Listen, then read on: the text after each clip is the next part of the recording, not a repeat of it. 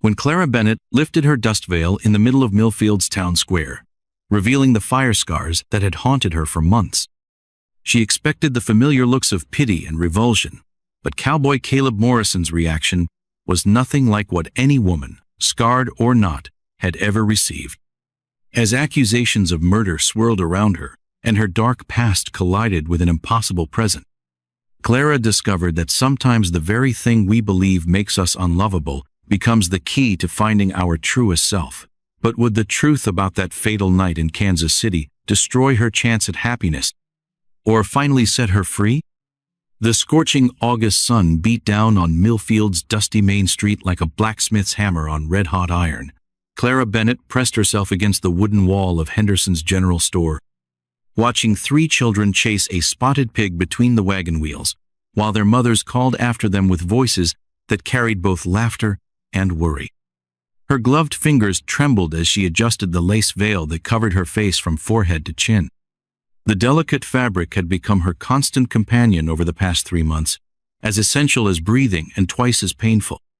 Through its gossamer barrier, she could see the normal world continuing around her cowboys, tying their horses to hitching posts, women in bright calico dresses gossiping beneath their parasols, and the blacksmith's apprentice pumping the bellows that sent sparks dancing in the afternoon heat. But Claire wasn't part of that world anymore. She was something else now, something that made people lower their voices when she passed and made children hide behind their mother's skirts. The fire had changed more than just her face. It had changed her entire existence, turning her from a person into a puzzle that nobody wanted to solve. The brass bell above the store's entrance chimed like a funeral dirge as she pushed through the heavy wooden door. The familiar smell of flour, coffee beans, and saddle leather greeted her, along with the immediate hush that always followed her arrival. Mrs.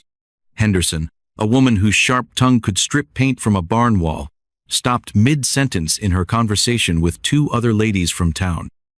Their heads turned toward Clara like sunflowers following the sun, but there was nothing warm about their attention. "Good afternoon, Mrs. Henderson," Clara said quietly, her voice muffled by the veil but still carrying the careful politeness she'd learned growing up in Kansas City society. Her mother had always insisted that proper manners could open any door, though she'd never imagined doors that would slam shut regardless of how politely one knocked. The older woman's response was a curt nod that somehow managed to convey both acknowledgement and dismissal. Clara had grown accustomed to such reactions, but they still stung like salt in a fresh wound.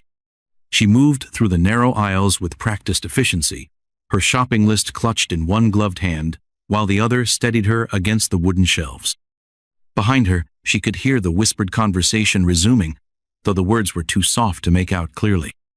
She didn't need to hear them to know their content speculation about the mysterious woman who'd arrived in Millfield 3 months ago, theories about what lay beneath her ever-present veil, and the kind of gossip that spread through small towns like wildfire through dry grass. Clara paused beside a display of preserves, pretending to study the handwritten labels while actually listening to the rhythm of normal life around her. A young mother was explaining to her toddler why he couldn't have candy before supper. 2 ranchers were discussing the price of cattle feed with the intensity of men whose livelihoods depended on every penny.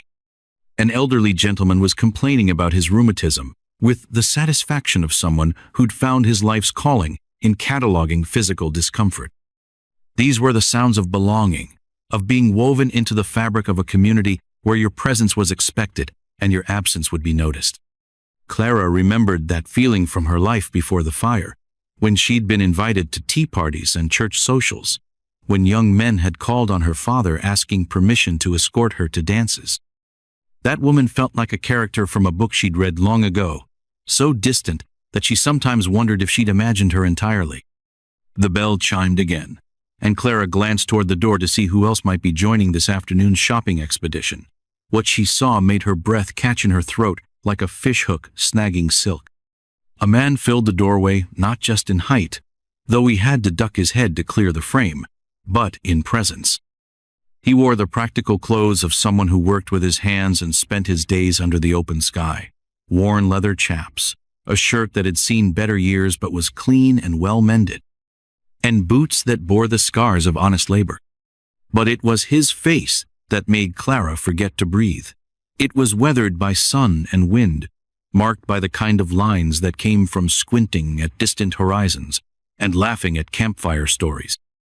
His hair was the color of autumn wheat, and his eyes, seven from across the store, she could see they were the warm brown of rich coffee or fertile earth after rain. More importantly, when those eyes swept across the store and found her standing beside the preserves, they didn't look away. They didn't narrow with suspicion or widen with the morbid curiosity she'd grown to dread. Instead, they held something she hadn't seen directed at her in months. Simple, uncomplicated kindness. The stranger for Clara was certain she'd never seen him before, would have remembered if she had nodded politely in her direction before turning his attention to Mrs. Henderson. His voice, when he spoke, carried the easy confidence of a man comfortable in his own skin. "Afternoon, ma'am. I'm looking for some traveling supplies. Jerky, hardtack, coffee if you've got it. Nothing fancy, but enough to keep a man fed on the trail." Mrs. Henderson's demeanor transformed completely. Gone was the cool politeness she'd shown Clara, replaced by the kind of warm hospitality reserved for customers whose money was both welcome and respectable. "Of course, Mr. Morrison. Caleb Morrison. I'm passing through on my way to the Double Bar Ranch. Heard they might have work for a man who knows his way around cattle." Clara found herself studying him with the intensity of someone trying to memorize a favorite painting before it was taken away. There was something solid about Caleb Morrison, something that suggested reliability in the same way that mountains suggested permanence. His movements were economical but graceful, the kind that came from years of physical work that demanded both strength and precision. She was so absorbed in her observation that she didn't notice him approaching until his shadow fell across the floor beside her feet. When she looked up, startled, she found him standing close enough that she could smell the scents that clung to his clothes leather and horses, sage and wood smoke, and something else that was simply him. "Excuse me, miss," he said, and his voice was even warmer up close, like honey poured over rough granite. "I don't mean to bother you, but I was wondering if you might know where they keep the coffee in this place. Mrs. Henderson pointed me in this direction, but I'm having trouble sorting through all these shelves." Clara's first instinct was to point mutely toward the appropriate aisle and escape as quickly as possible. It was what she'd done in every similar interaction over the past 3 months, the safe response that minimized contact and reduced the chance of uncomfortable questions or unwanted attention. But something about Caleb Morrison's presence made her usual defenses feel suddenly inadequate. "Third aisle from the back," she managed, her voice barely above a whisper. "Bottom shelf, behind the bags of flour." "Much obliged," he said, but he didn't move away immediately. Instead, he studied her with the same careful attention she'd been giving him, though his gaze seemed to focus on her eyes rather than the veil that concealed the rest of her features. "You're not from around here originally, are you?" The question was casual, the kind of small talk that strangers made in general stores across the country. But for Clara, it carried the weight of 3 months' worth of carefully constructed isolation. No one in Millfield had bothered to ask about her past, seemingly content to let her remain a mystery as long as she caused no trouble and paid her bills on time. "Kansas City?" she replied, then immediately regretted offering even that small piece of information. But there was something about Caleb Morrison that invited confidence, a steadiness that made her want to trust him despite every hard-learned lesson about the dangers of letting people too close. "Long way from home," he observed, neither pressing for details nor backing away from the admission. "I've been through Kansas City a few times. Nice place, but busy. I can see why someone might prefer the quiet of a town like this." Clara nodded, not trusting herself to speak. The simple acceptance in his voice, the way he spoke to her, as if she were just another person, rather than a curiosity or a tragedy, made her throat tight with emotions she'd thought she'd learned to control. "Well," Caleb continued, seeming to sense her discomfort, "I should let you get back to your shopping, but I wanted to say—" He paused, as if choosing his words carefully. "I wanted to say that sometimes a place grows on you. Sometimes what seems strange at first turns out to be exactly what you were looking for, even if you didn't know you were looking for it." Before Clara could formulate a response, he tipped his hat politely and moved away toward the coffee display, leaving her standing beside the preserves with her heart beating like a bird trapped in a cage. She watched him go, noting the easy way he moved through the world, the comfortable set of his shoulders, the sense he projected of being exactly where he belonged. It was only as she gathered her own purchases and prepared to leave that she realized something remarkable had happened. For the first time in 3 months, she'd had a conversation with a stranger that didn't end with her feeling smaller or more isolated than before. Caleb Morrison had spoken to her as if she were a person worth knowing, and that simple gift was more precious than all the politeness and pity she'd received from everyone else combined. As she stepped back out into the afternoon heat, Clara found herself wondering about the cowboy with the kind eyes and the easy manner. Where had he come from? What stories had shaped those laugh lines around his eyes? And most dangerous of all, would she see him again before he moved on to whatever waited for him down the trail? The questions followed her back to her boarding house room, where she sat by the window watching the sun paint the sky in shades of gold and rose. For the first time since arriving in Millfield, tomorrow felt like it might hold possibilities, instead of just more of the same careful emptiness. Outside her window, the town settled into its evening routine, but Clara's thoughts remained fixed on warm brown eyes and a voice like honey over granite, wondering if kindness from a stranger might be the first crack in the walls she'd built around her heart. The morning sun hadn't yet burned away the coolness of the Wyoming night when Clara made her way to the town's small restaurant for breakfast. The Sunrise Cafe was little more than 4 tables and a kitchen run by Martha Chen, a Chinese woman whose husband had died building the railroad and who'd stayed to feed the living rather than follow the dead back to California. Clara had chosen this place for her morning meals because Martha treated all her customers with the same brisk efficiency, never lingering for conversation or showing the mixture of curiosity and discomfort that Clara had learned to expect from most people. But this morning, as she settled into her usual corner table with her back to the room, she heard a familiar voice that made her coffee cup rattle against its saucer. "Morning, ma'am. I heard you serve the best breakfast west of the Mississippi."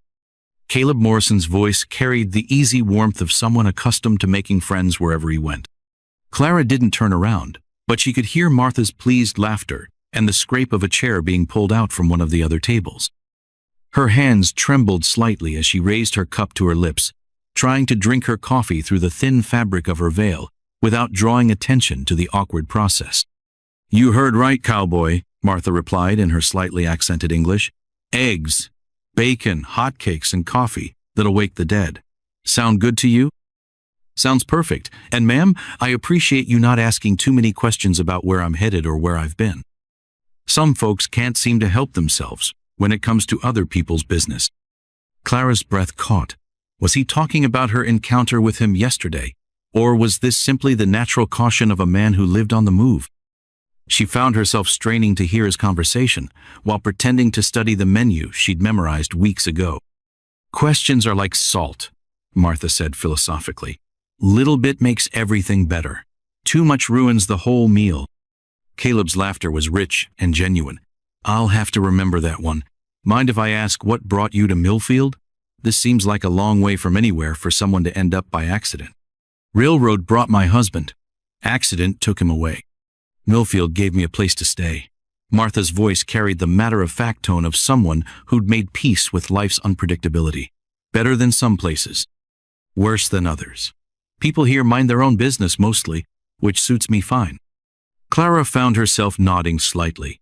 Martha had just articulated exactly what had drawn her to this small Wyoming town, the promise of anonymity, of being left alone to heal in whatever way she could manage. But listening to Caleb's easy conversation made her realize that anonymity might also mean loneliness, and that healing in isolation might not be healing at all. "That's a fine quality in a town," Caleb agreed. "Though I've found that the best places are the ones where folks mind their own business, but still lend a hand when it's needed." "You'll find that here if you stay long enough to look for it," Martha said. "Most people in Millfield are good people. They just don't always know how to show it to strangers." Clara's cheeks burned beneath her veil. Was Martha talking about her? Did the older woman see through Clara's careful isolation to the loneliness beneath? The possibility was both terrifying and oddly comforting. The smell of bacon frying filled the small restaurant, mixing with the aroma of coffee and the yeasty scent of fresh bread. Clara had finished her own simple breakfast of toast and jam, but she found herself reluctant to leave, drawn by the normalcy of the conversation happening at the table behind her. "If you don't mind me saying," Caleb continued, "you've got a gift for making a place feel like home. I've eaten in restaurants from Texas to Montana, and most of them feel like just somewhere to fill your belly. This feels different. Food tastes better when it's made with care," Martha replied simply. "My grandmother taught me that in Canton, before I ever dreamed of America. She said cooking is like love you, can't fake it, and people always know the difference." Clara thought about the careful meals she'd been preparing for herself in her boarding house room, eaten in solitude while staring out the window at a world she felt increasingly disconnected from. When was the last time someone had prepared food for her with care? When was the last time she'd tasted love in anything she ate? "Your grandmother sounds like a wise woman," Caleb said. "Wise enough to know that some hungers can't be satisfied with rice and vegetables," Martha replied, and Clara heard the clink of a plate being set down. "Some hungers need conversation, need connection, need the knowledge that someone cares whether you eat or go hungry." The words hit Clara like a physical blow. She'd thought she was managing her solitude well, had convinced herself that independence was the same thing as strength. But Martha's simple observation laid bare the truth she'd been trying to ignore, that she was slowly starving, not for food, but for human connection. She started to rise from her table, intending to escape before her emotions became visible even through her veil, but her movement must have caught Caleb's attention. His chair scraped against the wooden floor, and she heard his footsteps approaching. "Miss?" His voice was gentle, questioning. Clara turned slowly, her heart hammering against her ribs. "Bennett. Clara Bennett." "Miss Bennett." He stood beside her table, hat in hand, his presence somehow both respectful and commanding. "I hope you don't think me forward, but I was wondering if you might join me for breakfast. I find food tastes better with company, and I'd welcome the conversation of someone who knows the town." The invitation hung in the air between them like morning mist, beautiful and fragile, and likely to disappear at the first sign of heat. Clara's instinct was to refuse politely and retreat to her room, where the walls provided safety, even if they also provided loneliness. But something in Caleb's expression, not pity, not curiosity, but genuine interest, made her pause. I've already eaten," she managed. "Then perhaps you'd join me for coffee? I'd consider it a kindness. I've been on the trail for 2 weeks with only my horse for company, and while Buck's a fine listener, his conversation skills are somewhat limited." Despite herself, Clara felt her lips curve in what might have been the beginning of a smile. It was such a small thing, this gentle humor, but it was like water in a desert to someone who'd almost forgotten what laughter felt like. "I suppose I could have another cup of coffee," she said quietly. Caleb's smile was like sunrise breaking over the mountains. "I'd be honored." As Clara settled back into her chair and Caleb took the seat across from her, Martha appeared with a fresh pot of coffee and a knowing expression that suggested she'd been watching the entire exchange with interest. "More coffee for the lady," she said, refilling Clara's cup with a flourish, "and some of my special honey cakes on the house." Clara started to protest. She hadn't ordered anything more, couldn't afford to be seen as accepting charity, but Martha had already disappeared back into her kitchen, leaving Clara alone with Caleb Morrison and the terrifying prospect of actual conversation. "She's quite something, isn't she?" Caleb observed, nodding toward the kitchen where Martha could be heard humming while she worked. "Been here long?" "About 5 years, I think," Clara replied, grateful for the safe topic. Her husband died in a railroad accident, and she decided to stay and open this place rather than go back to California. "Takes courage to start over in a strange place," Caleb said, and something in his tone made Clara look up sharply. Was he talking about Martha, or about her? "Yes," she agreed softly, "it does." They sat in comfortable silence for a moment. both of them seeming to understand that they were navigating delicate territory. Clara found herself studying Caleb's hands as he wrapped them around his coffee cup. They were strong hands, calloused from hard work but clean and well cared for. There was something reassuring about hands like that, hands that spoke of competence and reliability. "If you don't mind me asking," Caleb said eventually, "what brought you to Millfield? Martha's right that it's a long way from anywhere to end up by accident." Clara's breath caught. This was the question she'd been dreading, the one that always led to uncomfortable explanations and awkward silences. But looking into Caleb's warm brown eyes, she found herself wanting to tell him something true, even if she couldn't tell him everything. "I needed a fresh start," she said carefully. "Sometimes life doesn't go the way you plan, and you have to find a new way forward." Caleb nodded, as if this made perfect sense. "I know something about that myself. Been riding from place to place for 8 years now, ever since." He paused, his eyes growing distant. "Ever since I learned that sometimes staying in one place too long can cause more pain than leaving." Clara felt a flutter of recognition. Here was someone else who understood something about running, about the way life could force you to reinvent yourself in places where nobody knew your story. The knowledge created a fragile bridge between them, built of shared understanding if not shared experience. "Do you regret it?" she asked impulsively. "The traveling, I mean. Not having a place to call home?" Caleb considered the question seriously, his gaze moving from her face to the window that looked out onto Millfield's main street. "Sometimes," he admitted. "There's something to be said for belonging somewhere, for having people who know your name and your story and care about what happens to you. But there's also something to be said for the freedom to become whoever you need to be without the weight of other people's expectations holding you back." His words resonated in Clara's chest like the deep notes of a church bell. This was exactly what she'd been trying to articulate to herself over the past 3 months, the strange mixture of liberation and loneliness that came with anonymity. The way starting over could feel simultaneously like freedom and exile. "I think," she said slowly, "that the ideal would be finding a place where you could belong without having to pretend to be someone you're not."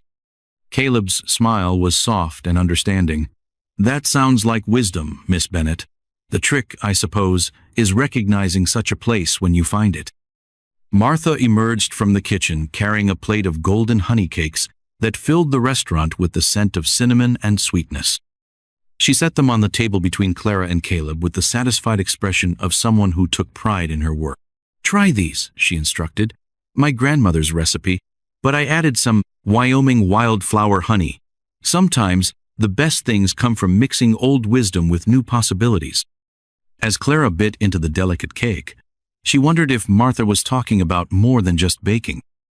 The sweetness exploded across her tongue, complicated by the floral notes of the wildflower honey and the warm spices that spoke of distant places and different times. It was, she realized, the first thing she'd truly really tasted, since arriving in Millfield. "These are wonderful," she said, and meant it. "Grandmother always said that food should feed the soul as well as the body," Martha replied, "especially when people are healing from things that can't be seen from the outside." The words were spoken gently, but they landed with the force of recognition. Clara's eyes filled with tears that she hoped were hidden by her veil, touched by this unexpected kindness from a woman who barely knew her, but who somehow understood what she needed to hear. Caleb, seeming to sense the emotional undercurrents, steered the conversation toward safer topics: the weather, the town's upcoming harvest festival, the quality of the local horses. But even as they talked about mundane things, Clara was aware of the connection growing between them, fragile as spun glass, but somehow real. As the morning wore on and other customers began to fill the restaurant, Clara found herself reluctant to leave. This felt like the first normal conversation she'd had in months, the first time she'd been treated as simply a person rather than a mystery or a tragedy. But eventually, the practical demands of the day could no longer be ignored. "I should go," she said reluctantly, rising from her chair. "Thank you for the coffee, Mr. Morrison, and the conversation." "The pleasure was entirely mine, Miss Bennet," he replied, standing as well with the automatic courtesy of a man raised to respect women. I hope we might have the opportunity to talk again soon."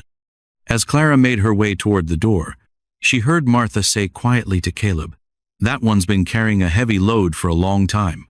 Good to see her smile, even if it was just for a little while." Clara's step faltered slightly, but she didn't turn around. Instead, she stepped out into the morning sunlight, with the taste of honey cake still sweet on her tongue and the memory of kind eyes warming her more effectively than the Wyoming sun. For the first time in 3 months, she found herself looking forward to tomorrow, wondering if it might bring another chance encounter with the cowboy who seemed to see something in her worth talking to. It was a dangerous hope, she knew, but it was also the first hope she'd allowed herself since the fire changed everything. As she walked back toward her boarding house, Clara didn't notice the 3 riders who'd crested the hill at the edge of town, their horses lathered with sweat, and their eyes scanning the streets with the focused intensity of men on a hunt. She didn't see the way they paused outside the sheriff's office, or the urgent conversation that followed. But if she had, she might have recognized the cold determination in their leader's face, and she might have understood that her carefully constructed peace was about to be shattered by the very past she'd traveled so far to escape. The kerosene lamp flickered like a dying heartbeat as Clara sat before her small mirror, gathering courage for the nightly ritual that both tortured and sustained her soul. Outside her boarding house window, Millfield settled into its evening quiet, but inside her cramped room, the real day was just beginning, the part where she stopped pretending and faced the truth that lived beneath her veil. Her fingers moved to the delicate pins that held the lace in place, each one a small barrier between her hidden reality and the world's judgment. The morning's conversation with Caleb Morrison had left her feeling strangely hopeful, dangerously close to believing that someone might see past the fabric to the person underneath. But hope, she'd learned, was often the cruelest emotion of all. The first pin came free, with a tiny metallic sound that seemed to echo in the small space, then the second, the third. Each one brought her closer to the moment of truth that she faced alone every single night, when the pretense fell away and she was forced to confront what the flames had left behind.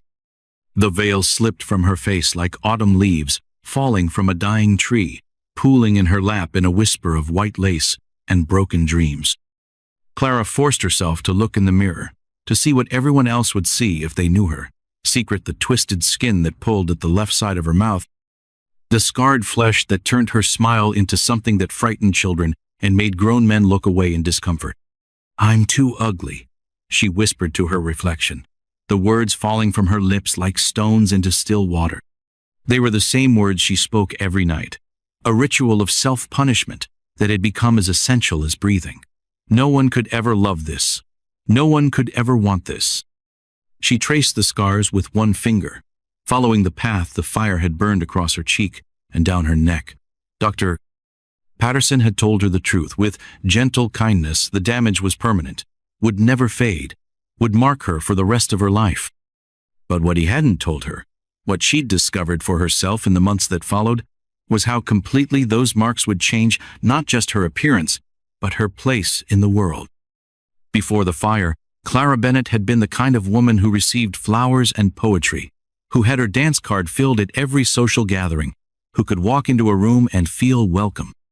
After the fire, she'd become something else entirely. A curiosity at best, a tragedy at worst, someone to be pitied from a distance, but never truly accepted. The sound of footsteps in the hallway made her freeze, her hand instinctively reaching for the veil. But the steps passed by her door without stopping, carrying some other resident to their own evening solitude. Clara let out a breath she didn't realize she'd been holding and turned back to the mirror. Sometimes, in the flickering lamplight, she could almost see the woman she used to be hiding beneath the scars. The same green eyes that had once been called beautiful, the same dark hair that had earned compliments at church socials, the same delicate bone structure that had made her mother proud. But those glimpses were like mirages in the desert. The closer she looked, the more they disappeared, leaving only the reality of what she'd become. A knock at her door made her jump, her heart hammering against her ribs like a bird trapped in a cage. No one had ever come to her room before, not in all the months she'd lived in this boarding house. The other residents kept to themselves, and Mrs. Kowalski, the owner, only appeared when the rent was due. "Miss Bennet?" The voice was unfamiliar but female, tinged with what sounded like nervous excitement. "My name is Lucy Chen. I'm Martha's daughter from the restaurant. She sent me with something for you." Clara's hands shook as she quickly rewrapped the veil around her face, checking and double-checking that every inch of scarred skin was hidden. Lucy Chen had seen the girl from a distance. A pretty young woman of perhaps 18, with her mother's quick intelligence and her father's gentle eyes. "Just a moment," Clara called, her voice muffled by the fabric she was still adjusting. When she was certain she was properly covered, she opened the door just wide enough to peek out. Lucy stood in the hallway, holding a covered basket that smelled like heaven. It swarmed bread, roasted chicken, and something sweet that made Clara's mouth water despite her emotional turmoil. The girl's smile was genuine and unguarded, showing none of the careful politeness or uncomfortable curiosity that Clara had grown accustomed to. "Mama said you looked too thin at breakfast this morning," Lucy explained, offering the basket with the easy generosity of someone raised to care for others. "She made extra food and thought you might enjoy a proper meal instead of whatever you've been eating up here by yourself." Clara accepted the basket with trembling hands, overwhelmed by the unexpected kindness. "That's very thoughtful, but I can't accept—" "You can and you will," Lucy interrupted with a laugh that sounded like music. "Mama's orders. She says refusing good food is like refusing good medicine, and both are equally foolish." The girl's easy manner was so different from the careful distance most people maintained that Clara found herself relaxing slightly. Lucy didn't seem to see her as a mystery to be solved or a tragedy to be pitied. She simply saw her as a neighbor who needed feeding. "Would you like to come in?" Clara heard herself asking, then immediately regretted the invitation. Her room was small and cramped, hardly suitable for entertaining, and she wasn't sure she could maintain her careful composure with company. But Lucy's face lit up with pleasure. "I'd love to, if you don't mind. I've been curious about you ever since you arrived in town, but Mama said it wasn't polite to bother someone who clearly wanted privacy." As Lucy settled into the room's single chair, Clara found herself seeing her sparse accommodations through someone else's eyes.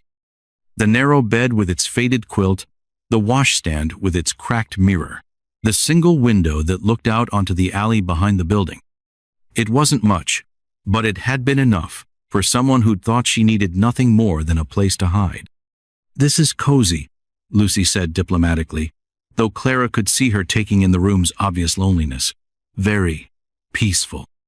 Clara busied herself setting out the food Lucy had brought, using the activity to avoid looking directly at her visitor.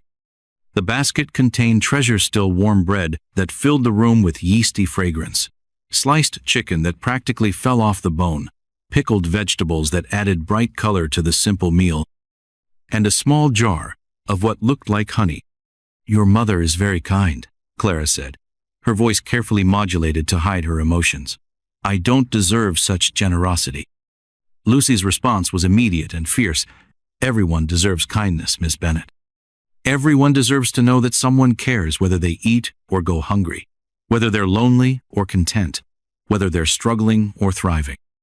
The words hit Clara like a physical blow, stripping away her careful defenses with surgical precision. She turned away, pretending to arrange the food while actually fighting back tears that threatened to spill from beneath her veil. "Sometimes," Lucy continued more gently, "Mama says the people who think they deserve kindness the least are the ones who need it the most. She's usually right about things like that." Clara's hand stilled on the jar of honey, her breath catching in her throat. When was the last time someone had seen past her careful walls to the pain underneath? When was the last time someone had offered comfort without demanding explanations in return? "I'm not," Clara began, then stopped, uncertain how to finish the sentence. She wasn't what? Worthy? Whole? Capable of accepting friendship without fear of eventual rejection? "You're not what?" Lucy prompted gently. Clara took a shaking breath, the words torn from some deep place she'd thought she'd learned to protect. "I'm not the kind of person who usually receives such kindness. Not anymore." Lucy was quiet for a long moment, and when she spoke again, Her voice carried a wisdom that seemed far beyond her years. Mama lost her husband when she was younger than I am now. She could have grown bitter, could have decided that the world was too cruel to trust. Instead, she decided that kindness was the only thing that made the cruelty bearable, both for herself and for everyone around her. She paused, seeming to choose her words carefully. She says that people who've been hurt often think they have to earn kindness, have to prove they deserve it. But that's backwards. Kindness isn't something you earn, it's something you need, especially when you think you don't deserve it. Clara's vision blurred with tears she couldn't wipe away without revealing her face. Lucy's simple words had found every crack in her armor, every place where loneliness had worn her defenses thin. She'd spent months building walls to protect herself from further hurt, but she was beginning to realize that those same walls were also keeping out the very thing she needed most. "I should warn you," Clara said quietly, "that I'm not good company these days. I'm not the person I used to be, and I'm not sure I'll ever be that person again." Lucy's laugh was soft and understanding. "Good thing I'm not looking for the person you used to be. I'm interested in the person you are right now, scars and all." The word scars made Clara's blood turn to ice. Did Lucy know? Had she somehow seen through the veil to the twisted skin beneath? Clara's hand flew instinctively to her face, checking that the fabric was still in place. "We all have scars, Miss Bennet," Lucy continued, seemingly unaware of Clara's panic. "Some are just more visible than others. The trick is learning that scars don't make us broken, they just make us human." As the evening wore on, Lucy filled the small room with chatter about town gossip, her plans to expand her mother's restaurant, and her dreams of perhaps traveling to San Francisco someday to see the ocean. She talked easily and naturally, asking no intrusive questions and demanding no painful revelations, simply offering the gift of normal conversation to someone who'd almost forgotten what normal felt like. When she finally prepared to leave, Lucy paused at the door with a thoughtful expression. "That cowboy who had breakfast with you this morning, Caleb Morrison? He asked Mama about you after you left." Clara's heart began to race. What did he ask? "Nothing inappropriate," Lucy assured her quickly. "Just whether you were settling in, well, whether you had friends in town, that sort of thing. Mama told him you kept to yourself mostly, but that you seemed like good people." Lucy's smile was mischievous. "He seemed pleased to hear it. And between you and me, Miss Bennet, I think he's the kind of man who sees past surfaces to what lies underneath. The kind of man who judges people by their character rather than their appearance."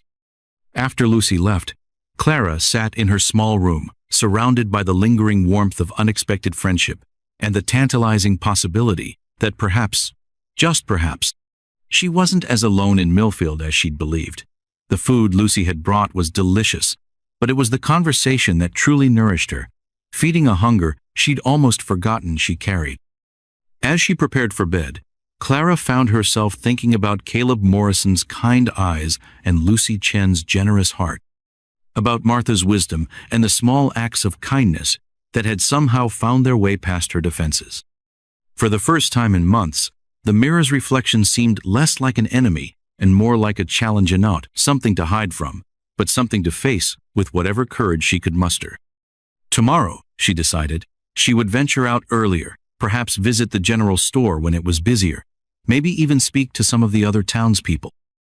The veil would remain in place, but the walls around her heart might finally be ready to develop a few cracks.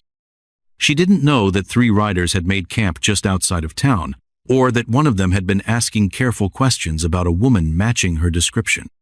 She didn't know that her carefully constructed peace was about to be shattered by the very path she'd traveled so far to escape. But for tonight, surrounded by the lingering warmth of human connection and the taste of hope on her tongue, Clara Bennet allowed herself to believe that perhaps healing wasn't something that had to happen in complete isolation. Perhaps, just perhaps, it was something that could happen in the company of people brave enough to offer kindness to someone who'd forgotten how to accept it. The morning sun painted Millfield's main street in shades of gold and amber when the 3 riders appeared like dark clouds against the bright sky, their horses throwing up dust that hung in the still air like smoke from a funeral pyre. Clara had just stepped out of the boarding house, intending to visit Martha's restaurant for breakfast, and perhaps another chance encounter with Caleb Morrison, when the sound of approaching hoofbeats made her freeze on the wooden sidewalk. Something about the way the men rode with purpose and barely controlled urgent-sized ice water through her veins. She'd grown familiar with the usual traffic in and out of Millfield.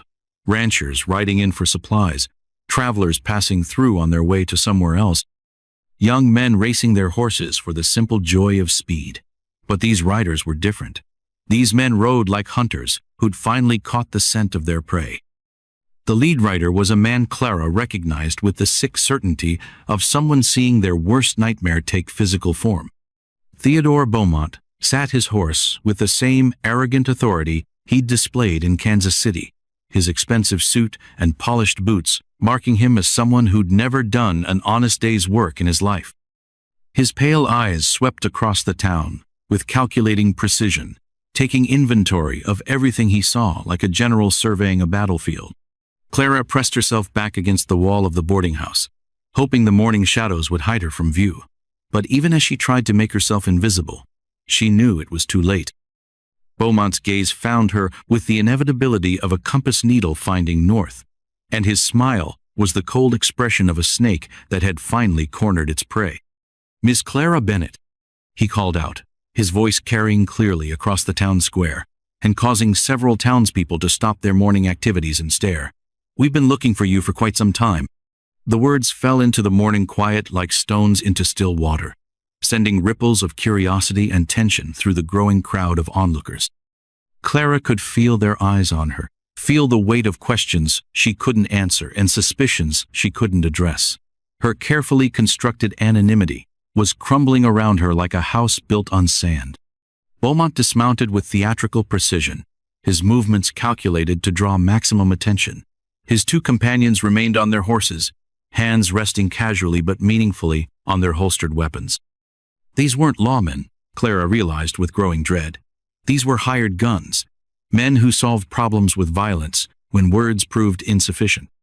"Mr. Beaumont," Clara managed, her voice barely audible through the veil that suddenly felt like her only protection against the storm that was about to break. "I told you in Kansas City that I had nothing more to say." "Ah, but you do, my dear," Beaumont replied, his tone carrying the false friendliness of a predator playing with its food. "You have quite a lot to say about what happened the night of the fire, about who was really responsible for the deaths of those 5 innocent people." The accusation hung in the air like smoke, choking and inescapable. Clara felt the familiar sensation of the world tilting around her, of reality becoming something fluid and uncertain.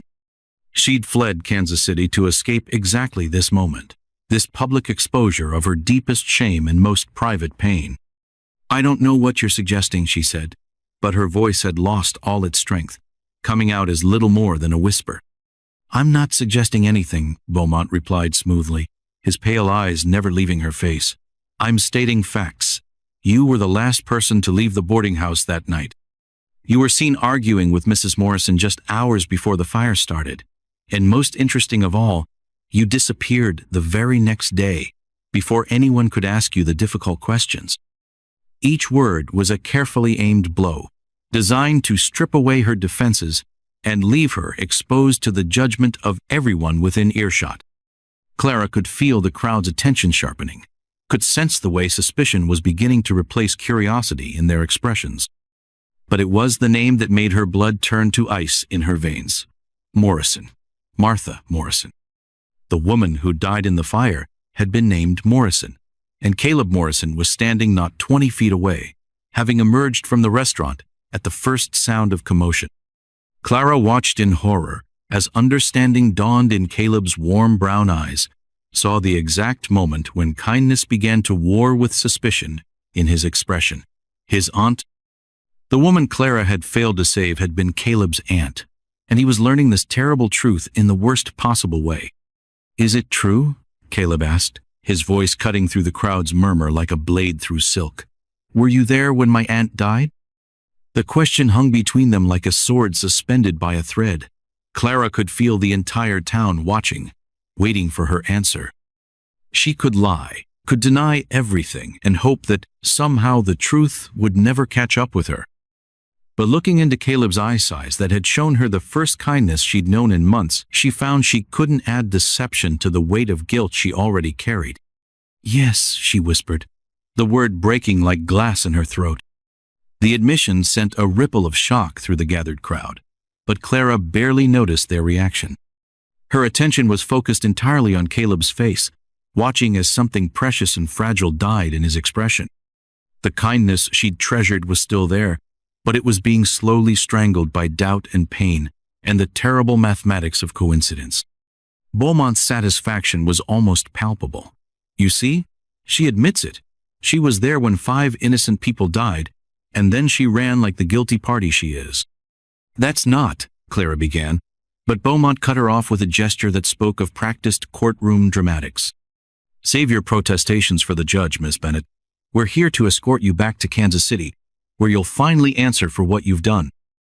The crowd had grown larger, drawn by the unfolding drama like moths to a flame. Clara could see familiar faces among the onlookers: Mrs. Henderson from the general store, young Timothy Fletcher, several of the ranchers who came to town for supplies, all of them looking at her now with expressions that ranged from curiosity to condemnation. But it was Martha Chen's face that made Clara's heart break. The older woman had emerged from her restaurant and was standing with her arm around Lucy, both of them wearing expressions of confusion and growing concern. These were the people who'd shown her kindness, who'd begun to treat her as a neighbor rather than a stranger, and now they were learning that their trust might have been misplaced. "Now hold on just a minute," Caleb said, stepping forward with the controlled movements of a man fighting to maintain his composure. His hand hadn't moved to his gun, but every line of his body spoke of violence held carefully in check. "I don't know who you think you are, mister, but you can't just ride into a town and start making accusations against people." Beaumont's laugh was as cold as winter wind. "People? Mister? Morrison. Caleb Morrison." The name recognition was immediate and devastating. Beaumont's eyes lit up with malicious delight, like a gambler who'd just been dealt the winning hand. "Morrison. How very interesting. Tell me, Mr. Morrison, do you happen to have any family in Kansas City? Perhaps an elderly aunt who ran a boarding house?" Clara watched the color drain from Caleb's face, watched as the full scope of the trap became clear to him. "Martha Morrison was my aunt," he said slowly, his voice carrying the weight of growing realization. "She died in a fire 3 months ago." "Indeed she did," Beaumont said with barely concealed triumph, "along with 4 other people. And this woman," he pointed at Clara with the dramatic flair of a prosecutor making his closing argument, "was the last person to see them alive." The web of connection and coincidence was tightening around Clara like a noose. She could see the change in Caleb's expression, could watch in real time as the man who'd shown her kindness struggled to reconcile that kindness with the growing suspicion that she might be responsible for his aunt's death. "I tried to save them," Clara said desperately, her voice rising above its usual whisper. "I tried to warn them, tried to get them out, but the fire moved too fast. And You ran," Beaumont interrupted coldly. "You saved yourself and left 5 people to die." The accusation was like a physical blow, stripping away the last of Clara's composure. She could feel herself beginning to shake, could feel the careful control she'd maintained for months, starting to crumble under the weight of public scrutiny and private guilt. "It wasn't like that," she whispered, but even she could hear how weak the words sounded, how unconvincing they must seem to people who didn't know her story. Beaumont pressed his advantage with the skill of a man accustomed to breaking people with words alone. "Then tell us what it was like, Miss Bennet. Tell us why an innocent woman would flee in the middle of the night rather than stay to help with the investigation. Tell us why someone with nothing to hide would travel hundreds of miles to bury herself in a place like this." Each question was a knife thrust, aimed at the places where Clara's guilt and shame were most vulnerable. She could feel the crowd's attention like a physical weight, could sense the way opinion was shifting against her with each passing moment. But it was Caleb's silence that hurt the most. The man who'd spoken to her with such kindness just yesterday was now watching her with the careful neutrality of someone reserving judgment. and that neutrality felt like a betrayal even though she knew it was probably the best she could hope for. "I was afraid," Clara admitted, the words torn from her throat like confessions under torture. "I was afraid that no one would believe me. Afraid that people would think—" "Would think what?" Beaumont demanded. "Would think that a woman who disappeared in the night might have something to feel guilty about? Would think that someone who hides behind a veil might be hiding more than just her face?" The words hit their target with devastating accuracy. Clara's hand flew instinctively to her veil, checking that it was still in place, still hiding the scars that had become the visible symbol of her private shame. "You want to know what she's hiding?" Beaumont continued, his voice carrying the confidence of a man who'd already won. "You want to know why she covers her face like a woman with something to be ashamed of?" "No," Clara whispered, but her voice was lost in the crowd's growing murmur. Beaumont was reaching toward her, his intention clear, and Clara stumbled backward in panic. But there was nowhere to go, nowhere to hide from the moment she'd been dreading since the day she'd first wrapped lace around her scarred face. "Please," she begged, but mercy was not something Theodore Beaumont had ever been accused of possessing. His hand closed on the edge of her veil, and Clara felt her world begin to collapse around her, as her last barrier against the world's judgment was about to be stripped away in the most public and humiliating way possible. The morning sun beat down mercilessly on the town square, and Clara Bennett prepared to face the thing she feared most, being seen for exactly what she was, scars and all, by people who'd already decided she was guilty of crimes she couldn't defend herself against. Caleb Morrison's hand shot out like lightning, catching Beaumont's wrist in a grip that made the older man wince and step back with surprise written across his pale features. "That's enough," Caleb said, his voice carrying the quiet authority of a man who'd spent years settling disputes with words when possible and force when necessary. "Whatever this lady's done or hasn't done, she deserves to be treated with respect until proven otherwise." Beaumont jerked his hand free, his face flushing red with anger and embarrassment at being stopped so publicly. "This woman is a suspected murderer, Mr. Morrison. Your aunt's murderer, if the facts mean anything to you." The words hit Caleb like a physical blow, but he didn't step away from Clara's side. Instead, he positioned himself between her and Beaumont, his stance protective despite the confusion and pain warring in his brown eyes. "The facts," Caleb said carefully, "are that accusations aren't the same as proof, and in my experience, men who have to grab at women to make their point usually don't have much of a point to make." A murmur ran through the gathered crowd, and Clara could see heads nodding in agreement.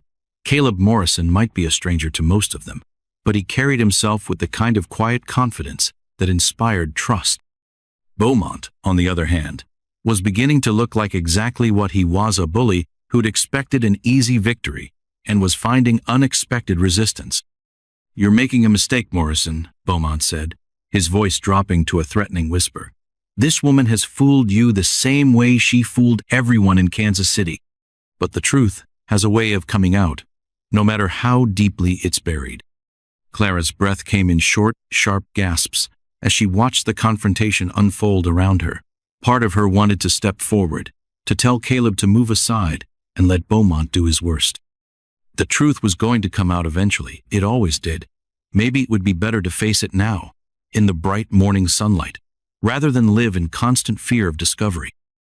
But another part of her, a part that had been growing stronger since her conversations with Martha and Lucy and Caleb, rebelled against the idea of giving Beaumont the satisfaction of breaking her spirit so completely. She'd survived the fire, survived the months of isolation and self-doubt that followed. Maybe she could survive this too. "Mr. Beaumont," she said, stepping slightly forward so that she stood beside Caleb rather than behind him. Her voice was still quiet, still muffled by the veil, but it carried a strength that surprised even her. "If you have accusations to make them properly. If you have evidence to present it in a court of law. But don't mistake me for the frightened woman who ran from Kansas City 3 months ago." Beaumont's eyes narrowed with calculation.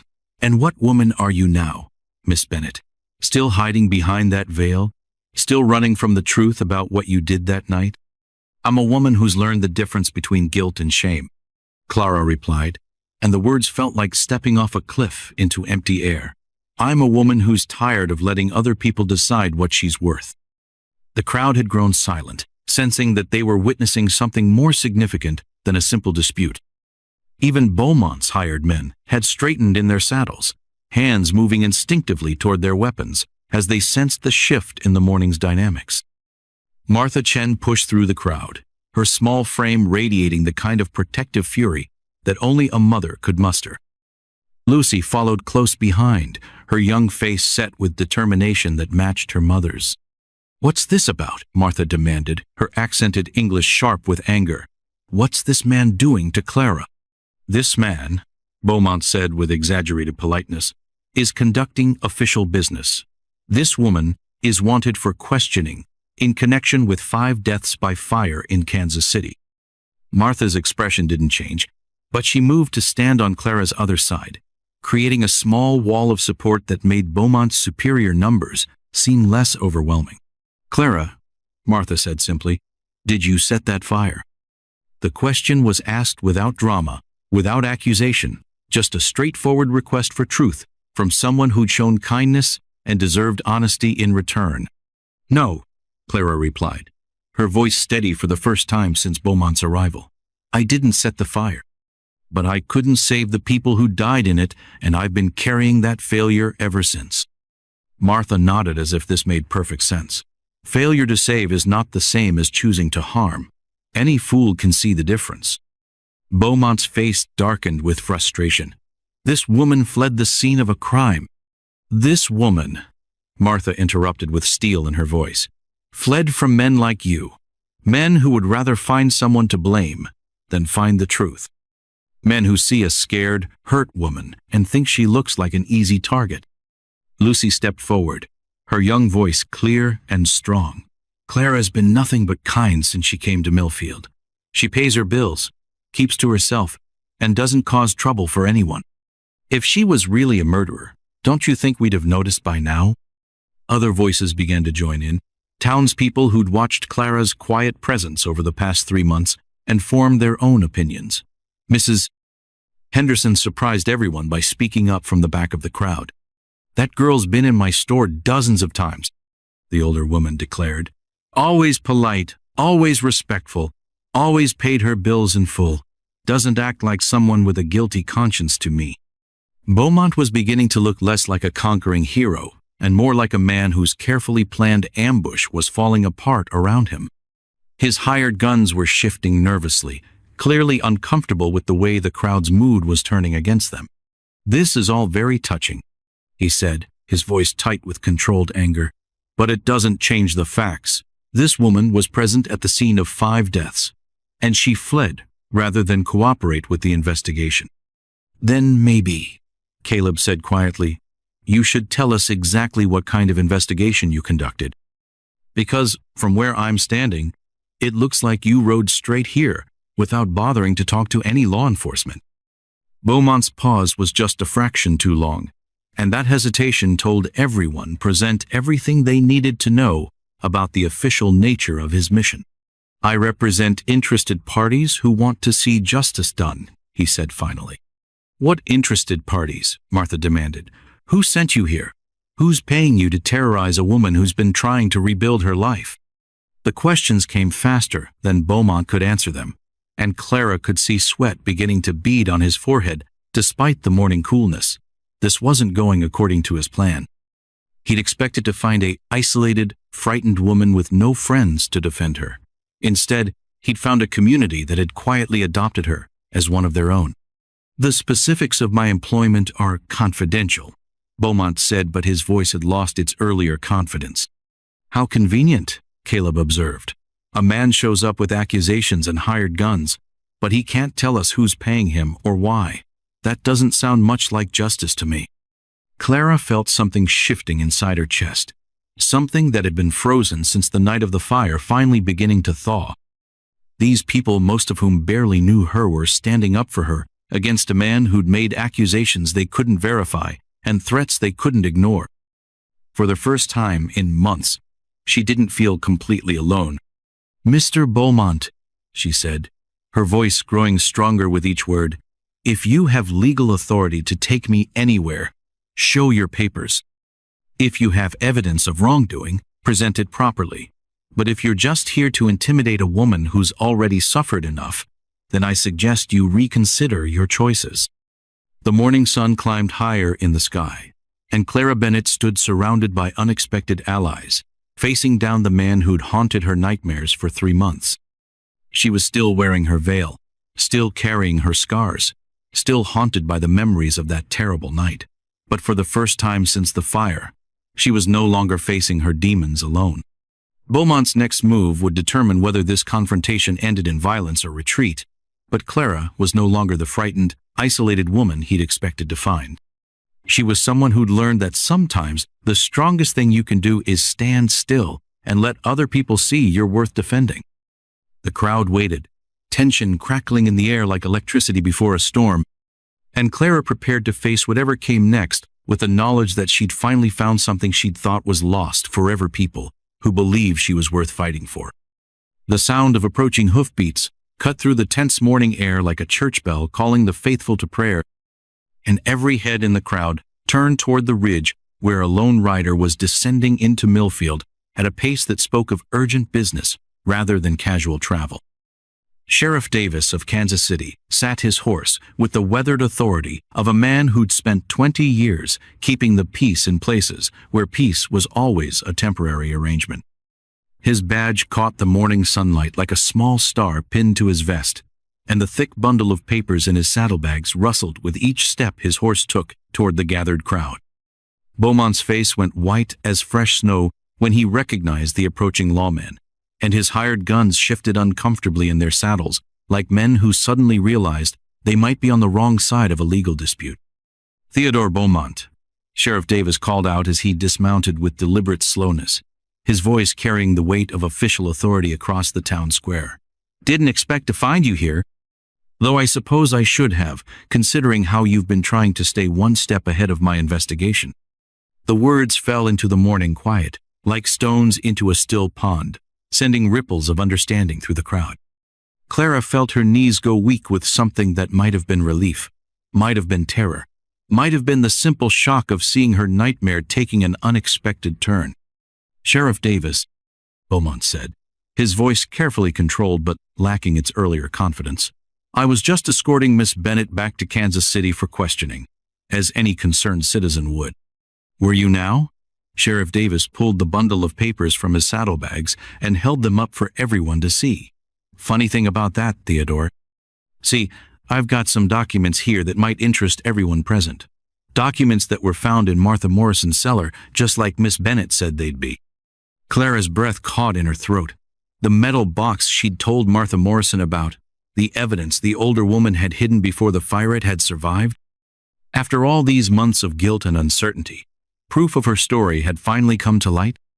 Sheriff Davis continued, his voice carrying clearly across the gathered crowd. "Took us weeks to dig through the rubble and find them, but they were there, sealed in a fireproof box that survived the flames. Amazing what people think to preserve when they know they're in danger." Beaumont's face had progressed from white to a sickly gray color. "I'm sure I don't know what you're talking about, Sheriff. My only interest is in seeing justice done for those poor people who died." "Justice?" Sheriff Davis repeated, and there was something dangerous in his tone. "Yes, let's talk about justice, Theodore. Let's talk about these threatening letters written in your handwriting. Let's discuss these contracts, showing your arrangement with Eastern Railroad investors who wanted Martha Morrison's property. And let's examine this confession letter she wrote the night she died, naming you as the man who threatened to burn her out if she wouldn't sell." Each revelation hit the crowd like a physical blow, and Clara could see understanding dawning on face after face. The mystery of her flight from Kansas City was finally becoming clear, but not in the way anyone had expected. Martha Chen stepped forward, her eyes blazing with protective fury. "You mean this man was threatening Clara's friend, the woman who died in the fire?" "More than threatening," Sheriff Davis confirmed grimly. "According to Mrs. Morrison's letter, Theodore here made it very clear what would happen if she didn't accept his client's offer for her boarding house property. Railroad companies wanted that land for a station, and they weren't particular about how they got it. Caleb's voice was tight with controlled anger. Are you saying this man killed my aunt? I'm saying this man conspired to intimidate an elderly woman into selling her property, and when intimidation failed, he resorted to arson that resulted in 5 deaths. Sheriff Davis's gaze never left Beaumont's face. What I can't figure out is why he's been so interested in Miss Bennet. Unless... The sheriff's pause was deliberate, designed to let the truth settle into everyone's mind before he spoke it aloud. Unless he's been worried about what she might know, what she might have seen, what evidence she might have been able to provide if anyone had bothered to ask her the right questions instead of treating her like a suspect. Clara found her voice, though it came out as barely more than a whisper. Mrs. Morrison told me about the threats the night of the fire. She was frightened, more frightened than I'd ever seen her. She said she had proof of who was behind them, documents that would expose everything. Documents that are now in my possession, Sheriff Davis confirmed, along with witness testimony from young Timothy Fletcher, who finally found the courage to come forward and admit he saw Theodore leaving the boarding house just minutes before the fire started. The crowd's murmur grew to a roar of anger and disbelief.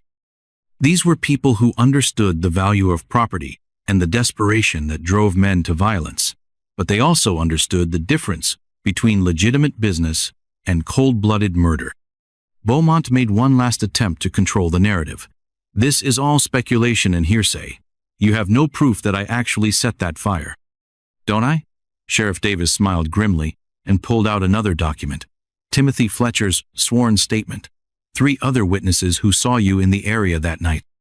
And most damning of all, a confession from your partner, Marcus Webb, who decided that hanging for arson and murder wasn't worth protecting someone who was planning to let him take all the blame.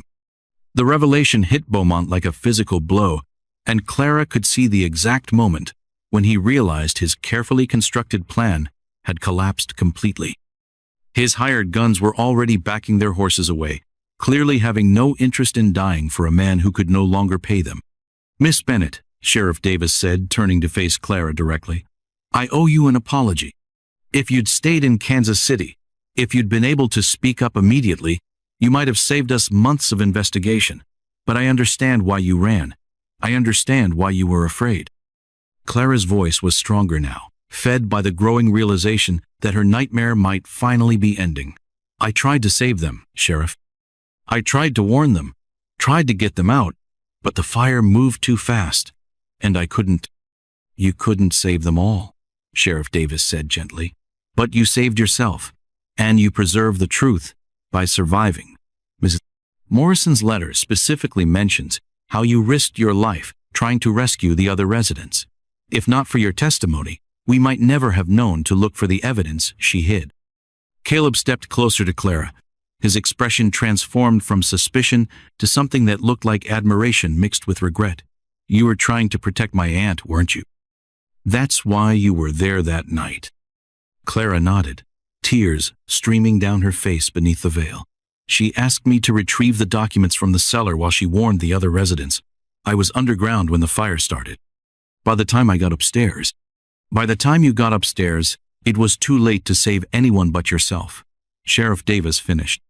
And then you woke up in the doctor's surgery to find Theodore here asking questions that made you think you were being blamed for the tragedy instead of credited with trying to prevent it.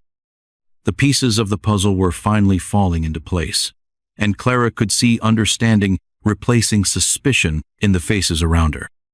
She hadn't been running from justices, he'd been running from injustice, from the fear that no one would believe her story against the word of a well-connected businessman. Beaumont was led away in chains, his protests echoing across the town square as the crowd watched with satisfaction. His hired guns had already disappeared over the ridge, having no interest in explaining their presence to a lawman with legal authority and a fistful of warrants. As the commotion died down and the crowd began to disperse, Clara found herself standing in the bright morning sunlight with the people who defended her against accusations they couldn't fully understand. Martha and Lucy Chen, Mrs. Henderson, young Timothy Fletcher, and most importantly, Caleb, Morrison, all of them, looking at her now with expressions of respect and acceptance. "Miss Bennet," Caleb said quietly, "I owe you an apology. I should have trusted what I saw in you, rather than letting suspicion cloud my judgment." Clara's heart was too full for words, but she managed to whisper, "You defended me when you had every reason not to. That's more than I dared hope for." The veil still covered her face, still hid the scars that had driven her to Millfield in the first place. But for the first time since the fire, Clara felt like the fabric was a choice rather than a necessity. She was no longer hiding from the world, she was simply deciding how much of herself to reveal and when. The truth had finally set her free, but more than that, it had shown her something she'd forgotten in her months of isolation. That sometimes the people worth knowing are the ones who stand by you before they know the whole story, who offer loyalty based on character rather than circumstance. As the Wyoming sun climbed higher in the sky, Clara Bennett stood surrounded by people who'd become friends without knowing her secrets, and she realized that healing wasn't something that happened in isolation. It was something that happened in community, among people brave enough to offer trust before it was earned and defend others before they were asked.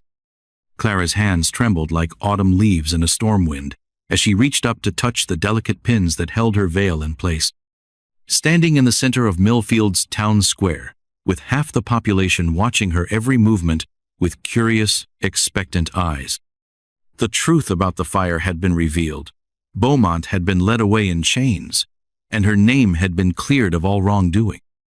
But the hardest battle still lay ahead, the fight against her own shame, her own conviction that the scars beneath the lace made her something less than worthy of the acceptance these people were offering. "You don't have to," Caleb said softly, stepping closer so that only she could hear his words. "Whatever you're thinking about doing, you don't owe anyone explanations or revelations. You've given enough of yourself already." But Clara shook her head, her fingers finding the first pin with the deliberate precision of someone who'd made a decision that couldn't be unmade. "I do have to," she whispered. "Not for them, but for me. I'm tired of hiding from what I am. I'm tired of letting fear make my choices." Martha Chen moved closer, her weathered face creased with concern. "Clara, child, whatever you're planning." "I'm planning to stop being afraid," Clara interrupted, and her voice carried a strength that surprised everyone, including herself. "I'm planning to trust that the people who stood up for me when they thought I might be guilty will still stand with me when they see what the fire left behind." Lucy stepped forward, her young face bright with understanding. "Mama always says that the bravest thing anyone can do is show the world who they really are and trust that it will be enough." The first pin came free, with a tiny sound that seemed to echo across the suddenly quiet square. Then the second, the third. Each small piece of metal that hit the dusty ground felt like a barrier falling, like a wall being torn down brick by brick.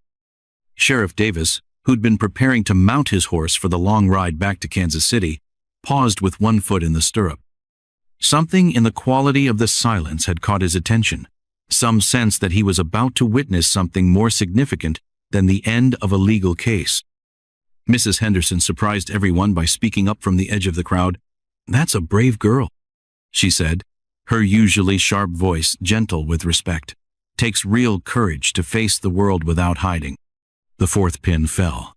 The fifth, the lace veil that had been Clara's constant companion for 3 months, began to loosen, shifting like morning mist in a gentle breeze.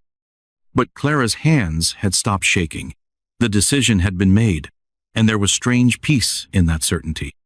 "Whatever you're about to show us," Timothy Fletcher called out, his young voice cracking slightly with emotion, "it can't be worse than what we've already imagined.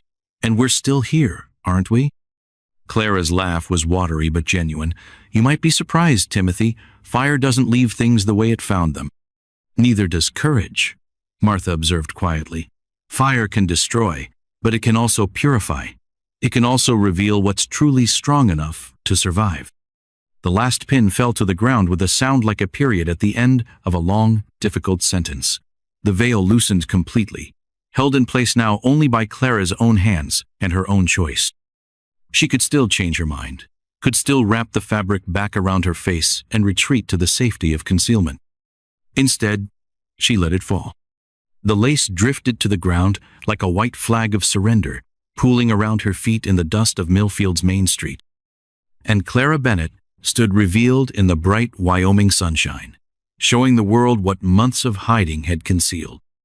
The left side of her face bore the permanent testament to that terrible night in Kansas City skin that had been twisted and scarred by flames, tissue that pulled at her mouth and eye, marks that would never fade and never heal. It was exactly what she'd said it was, the kind of damage that made children stare and adults look away in discomfort.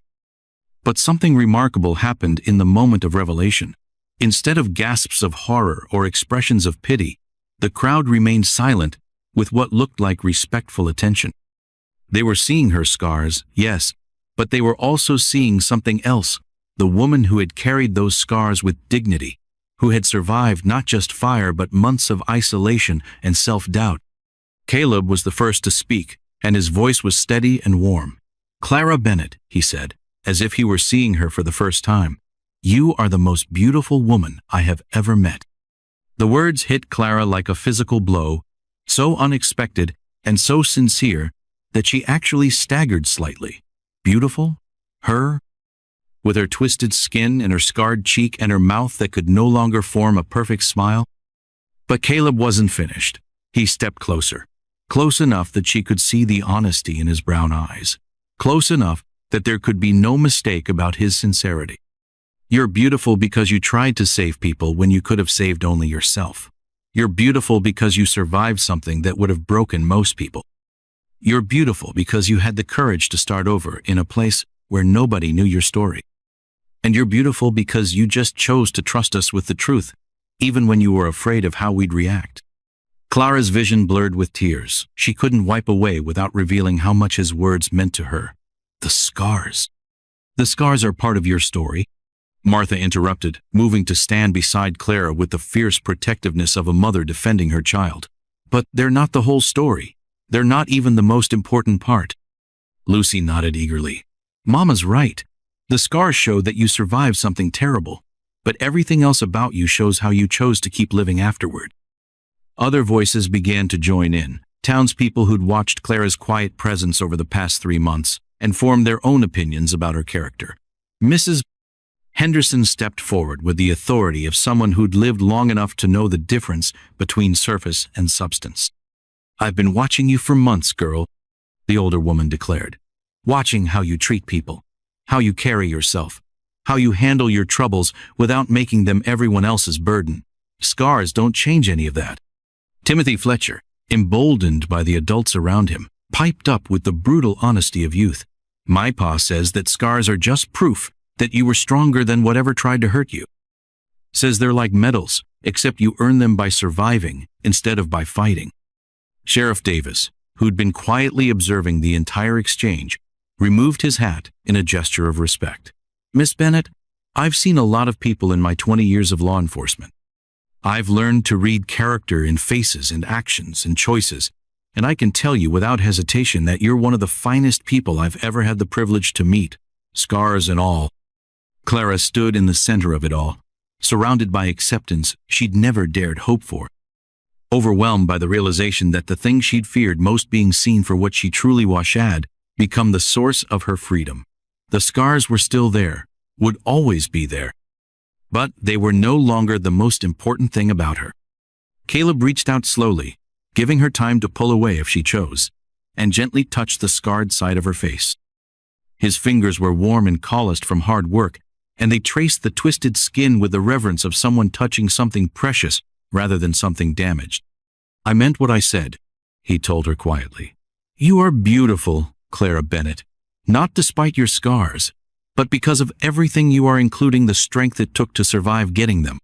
For the first time in 3 months, Clara smiled, really smiled, without worrying about how the expression looked on her damaged face. And in that moment, standing in the bright Wyoming sunshine, surrounded by people who'd chosen to see her worth rather than her wounds, she finally understood what Martha had been trying to tell her about healing. It wasn't something that happened in isolation. It was something that happened in community, among people brave enough to offer acceptance without conditions and love without reservations. The scars would always be part of her story, but they would no longer be the end of it. The veil lay forgotten in the dust at her feet, no longer needed, no longer wanted. Clara Bennett had finally learned to show the world her true face, and the world had chosen to love her exactly as she was. 6 months later, spring had painted the Wyoming territory in shades of hope and renewal, transforming Millfield from the dusty frontier town Clara had first encountered into something that looked remarkably like home, complete with wildflowers blooming between the wooden buildings and the sound of children's laughter echoing off the mountains. Clara stood before the mirror, in what would soon be her new bedroom, pinning a delicate white veil to her dark hair knot to hide her face this time, but to celebrate the woman who learned to show it proudly to the world. The scars were still there, would always be there, but they'd become simply part of her story rather than the defining chapter. "You look radiant," Lucy Chen declared from her perch on the bed, where she was carefully arranging the wildflower bouquet they'd picked that morning from the meadow behind Martha's restaurant. "Like someone who's finally found exactly where she belongs." Clara turned from the mirror, her wedding dress a simple but elegant creation in prairie wildflower, blue rustling softly around her ankles. It had been Lucy's idea to choose blue instead of traditional white, saying that Clara deserved to wear the color of Wyoming skies on the day she finally stopped running and started building a life rooted in one place. "I can hardly believe this is real," Clara admitted, touching the silver locket at her throw-out, a gift from Caleb that contained a tiny pressed flower from the first bouquet he'd ever given her. "6 months ago, I thought I'd never be anything more than a woman hiding behind a veil. Now you're a woman about to marry the best man in 3 territories." Martha finished, bustling into the room with the satisfied expression of someone whose matchmaking instincts had proven absolutely correct. "Caleb Morrison is getting the bargain of a lifetime, and I told him so this morning." Through the small window, Clara could see the preparations taking place in what would soon be their backyard. Caleb had spent the winter building a modest house on the outskirts of Millfield, close enough to town for community, but far enough out for the kind of privacy that newlyweds appreciated. The entire population of Millfield seemed to be involved in setting up tables and chairs, hanging ribbons from tree branches, and creating the kind of celebration that small towns specialized in. "Mrs. Henderson donated flowers from her garden," Lucy reported, consulting the list they'd made weeks earlier. "Timothy Fletcher and his friends spent all morning decorating the church. And Sheriff Davis rode in from Kansas City yesterday with news that Theodore Beaumont got 20 years in prison for arson and murder." Clara felt a flutter of satisfaction at the news. Justice had finally been served for Martha Morrison and the other 4 people who died in that terrible fire. But more importantly, the truth had set Clara free to build a future without the shadow of false accusations hanging over her. A gentle knock at the door interrupted her thoughts, and Caleb's voice called out with exaggerated formality, "Ladies, I'm under strict orders from tradition not to see my bride before the ceremony, but I was wondering if I might have a word with her through the door." Clara's heart did the same little skip it had been doing for months whenever she heard his voice. 6 months of courtship had only deepened her certainty that Caleb Morrison was exactly the kind of man worth waiting a lifetime to find, honest, kind, strong enough to face difficulties, but gentle enough to handle her healing heart with care. "You may speak, Mr. Morrison," she called back, unable to keep the laughter out of her voice. "But you may not peek." "Wouldn't dream of it," he replied, and she could hear the smile in his voice.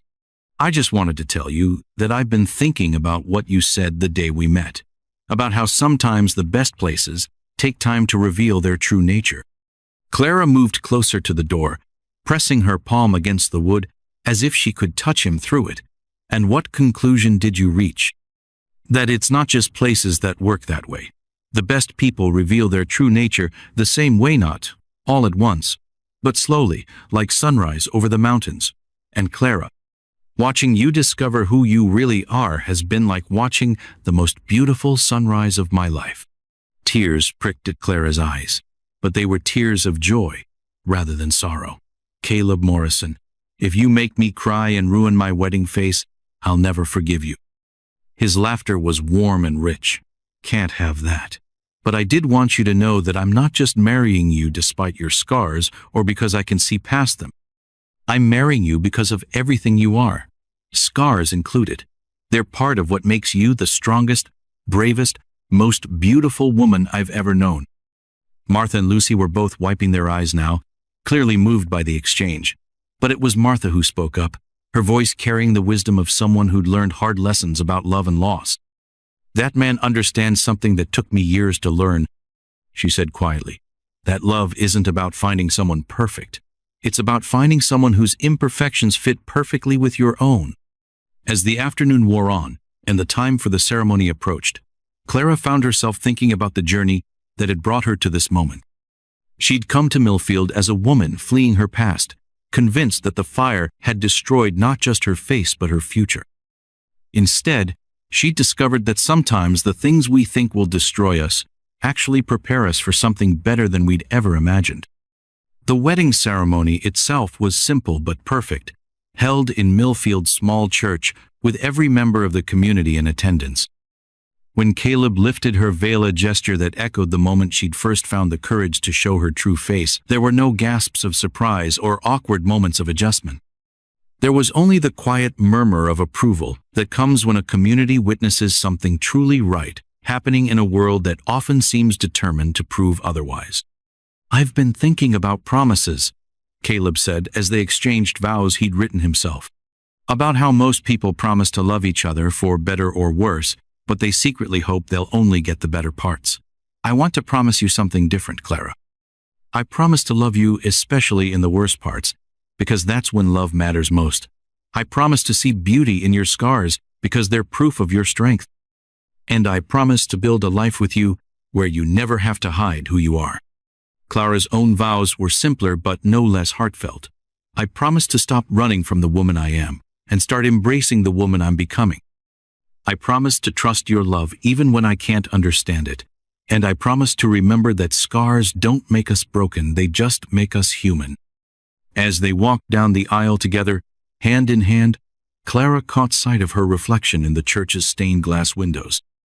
For a moment, she saw herself as others must see her, not as a damaged woman trying to hide her flaws, but as someone who'd survived something terrible and chosen to keep living, keep hoping, keep believing in the possibility of joy. The reception was held in their new backyard, under strings of lanterns that Martha and Lucy had hung from every available tree branch. Tables groaned under the weight of food prepared by every family in Millfield. Children ran between the dancing couples, and the sound of laughter echoed off the wooden buildings that had become home.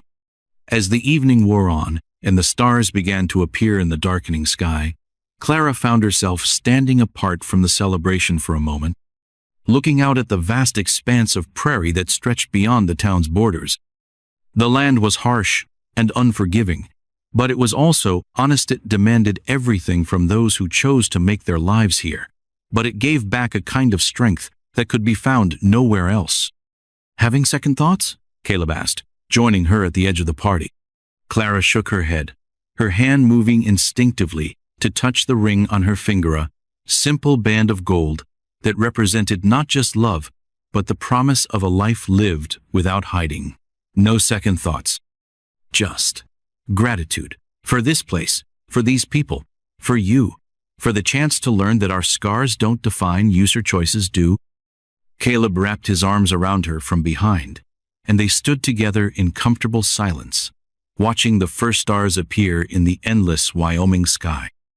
Behind him, the celebration continued, but Clara's attention was focused on the horizon, where tomorrow waited with all its possibilities. She had come to Millfield as a woman fleeing her past, hidden behind a veil of shame and self-doubt. She would wake up tomorrow as someone who had learned the most important lesson of all, that true beauty lies not in perfection, but in the courage to show our imperfections to the world and trust that someone will find them worthy of love. The dust veil had been discarded long ago, replaced by something far more valuable, the clear-eyed vision of a woman who had finally learned to see herself as she truly was, scarred, yes, but unbroken, marked by fire, but not consumed by it, and loved not despite her past, but because of how she had chosen to face it. As the night deepened and the celebration wound down, Clara and Caleb made their way to their new Homia house, built with their own hands and filled with the promise of the family they hoped to build together. Standing on the threshold, Clara paused for one last look back at the town that had given her sanctuary, healing, and ultimately, the courage to love herself. The door closed behind them with a soft click, and Clara Bennett Morrison stepped forward into the life she had never dared to dream was possible, a life where her scars were not marks of shame, but badges of survival, and where love was not something to be earned through perfection, but something to be shared through truth. The Wyoming wind sang through the night, carrying with it the promise of new beginnings and the whispered wisdom of a woman who had learned that sometimes the bravest thing we can do is simply remove our veils and trust that the world will see us as we truly are, beautifully, imperfectly, courageously human.